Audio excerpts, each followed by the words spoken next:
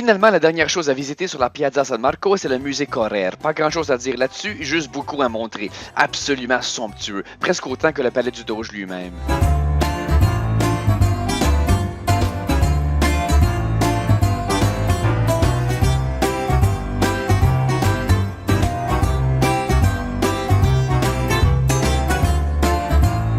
Ici, par une fenêtre, j'ai pu observer ce très bel édifice. Laissez-moi vous montrer une vue d'ensemble.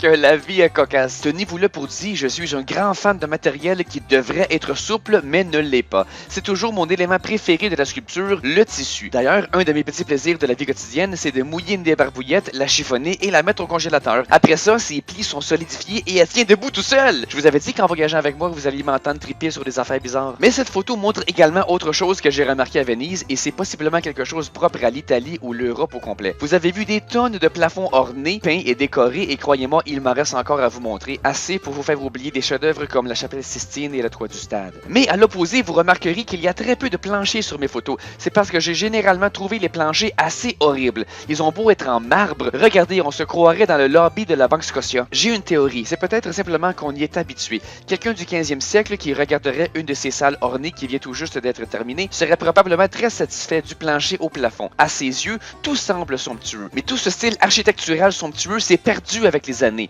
Je veux dire, le centre Vidéotron à Québec, il est beau, mais le vestiaire des joueurs ressemble pas à ça. Donc, quand nous regardons des pièces comme celle-là, on est en extase parce qu'on regarde des siècles passés. Sauf pour les planchers. Le style avec les petites rocailles de marbre des planchers a traversé à travers les siècles et est encore en usage aujourd'hui. Donc, quand on regarde ça, on dit ouais, pis ça fait pas ancien temps comme le restant de la pièce. Mais la vérité, c'est que oui, c'est ancien temps, mais l'ancien temps et le moderne sont identiques, c'est tout. Enfin, ce n'est qu'une théorie. Il est tout à fait possible que ce soit des planchers refaits après tout et que j'ai jamais vu les planchers originaux de ces salles ornées. S'il y a des experts en plancher de la Renaissance à l'écoute, manifestez-vous.